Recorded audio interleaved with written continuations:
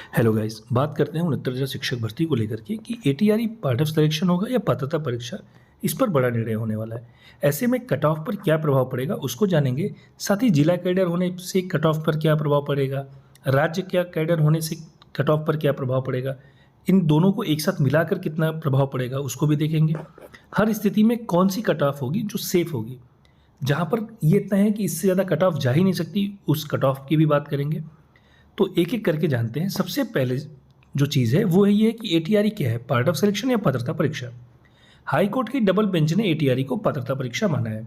साथ ही सरकार भी एटीआरई को पात्रता परीक्षा मान रही है।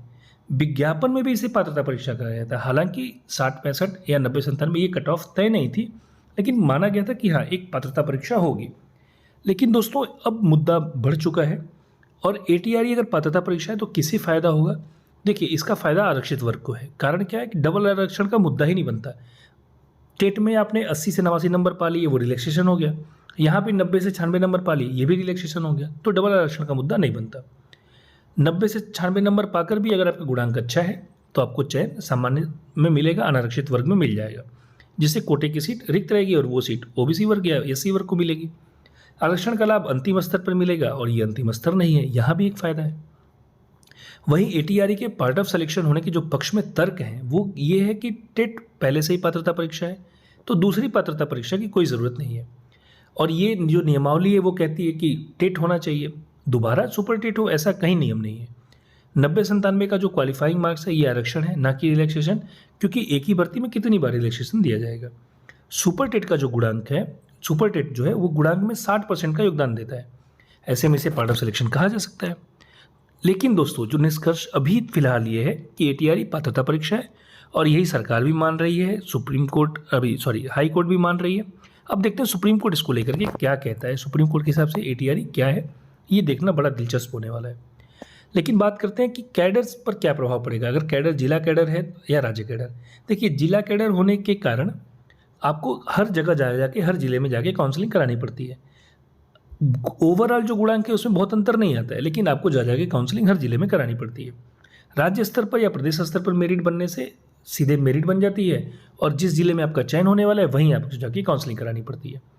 68,569 में राज्य स्तर पर मेरिट बनी और इसके पहले बेसिक की सारी मेरिट जिला स्तर पर बनती थी। अब बात करते हैं कि अंतर क्या होगा जिला कैडर होने से।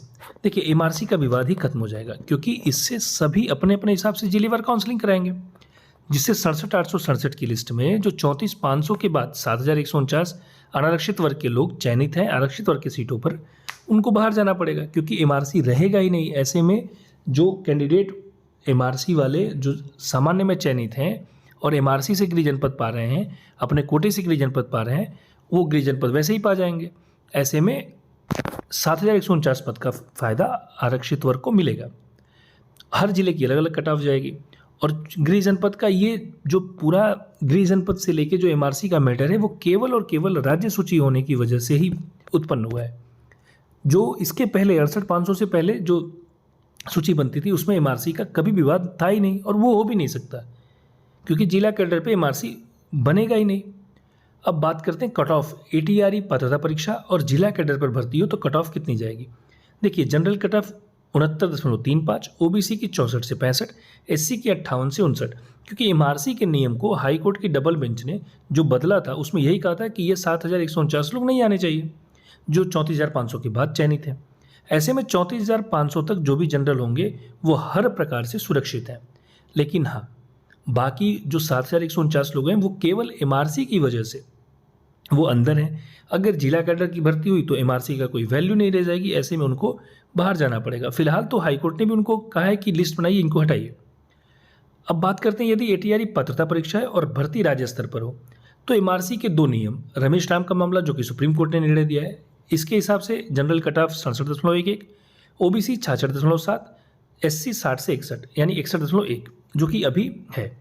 हाईकोर्ट की डबल बेंच ने जो निर्णय दिया उसके हिसाब से कट ऑफ वही 69.35, ओबीसी 64 से 65, एससी 58 से 59 यही रहेगी।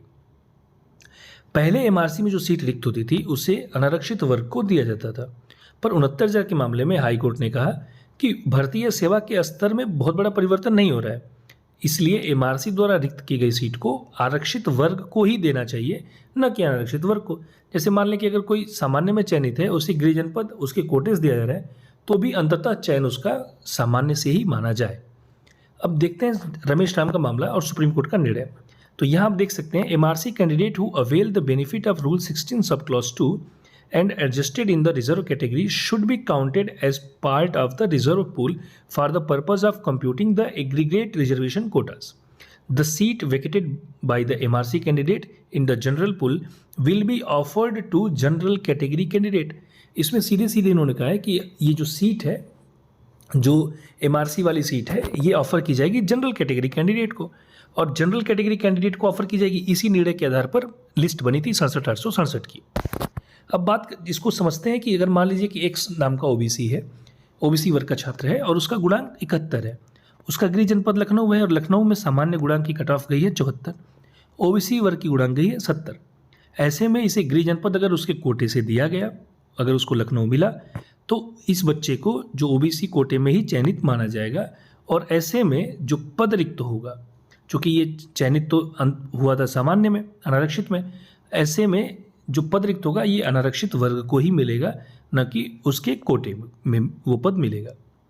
अब एमआरसी को लेके हाईकोर्ट का जो निर्णय है, वहाँ हाईकोर्ट ने कहा है कि however candidate of the reserve category have contended that the authorities have wrongly while allocating the district of preferences to MRC candidate have substantively treated them as reserve category candidate, whereas according to the various judgment of this court as well as the Honorable Supreme Court, MRC candidate have to be only treated notationally as reserve category candidate for said purpose of allotment of district. इन्होंने ये बस कहा कि भाई देखिए ठीक है, ये केवल नोटेशनली, ये केवल नोटिफाई करने के लिए आप इसका यूज़ कर सकते हैं कि वो इस ओबीसी या एससी या एसटी कोटे में है, पर अंततः वह चयनित रहेगा सामान्य में।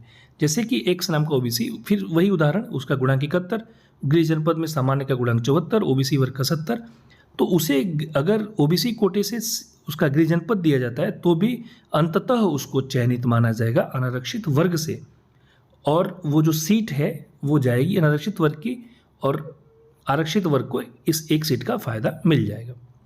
ये कहा है हाईकोर्ट की डबल बेंच ने। अब बात करते हैं एटीआरई पार्ट ऑफ सिलेक्शन और जिला कैडर, अगर दोनों है तो कट ऑफ पर क्या अंतर पड़ेगा। देखिए, शिक्षा मित्र जो आरक्षित वर्ग के हैं उसमें से 90% ऐसे हैं जो 90 से 96 नंबर पाए हैं। आप वो लिस्ट देख सकते हैं गुणांक वाली, और वो अपने कोटे में चले जाएंगे। साथ ही 2 से 4 हज़ार आरक्षित अभ्यर्थी जो 90 से 96 नंबर पाए हैं और गुणांक 67.11 से ज़्यादा है, वो भी अपनी कैटेगरी में चले जाएंगे। ऐसे में 7,000 सीट जाएगी, और जिला कैडर होने से 7,149 सीट वापस भी आएगी, तो वो न्यूट्रल हो जाएगा। ऐसे में जनरल की कट ऑफ 67.11 से ज़्यादा नहीं जाने वाली, ओबीसी की कट ऑफ 66.7 और एससी वर्ग की कट ऑफ 61.1 जो कि मूल सूची में थी वही कट ऑफ रहेगी। एटीआरई अगर पार्ट ऑफ सिलेक्शन है और राज्य स्तर पर मेरिट बने तो दोनों नियम, एमआरसी के जो रमेश राम का मामला है उसके हिसाब से ओबीसी और जनरल की मेरिट में अंतर नहीं होने वाला है। एससी की कट ऑफ अभी भी 61.1 ही रहेगी। अगर हाई कोर्ट को मान लें पार्ट ऑफ सिलेक्शन होने के बाद, तो जनरल कट ऑफ वही रहेगी जो सूची बनाते समय थी, ओबीसी की भी वही रहेगी 66.7 और एससी की 61.1, यानी कि वो कट ऑफ भी वही ही रहेगी। तो पार्ट ऑफ सिलेक्शन होने से आरक्षित वर्ग को बड़ा नुकसान होगा। देखिए, अंततः जो मेरिट होगी जनरल की सबसे बुरी से बुरी कंडीशन में भी 69.35 से ऊपर वाले 110% सुरक्षित हैं, ओबीसी में 66.7 और एससी में 61.1 से ऊपर सब सुरक्षित हैं। धन्यवाद, थैंक यू।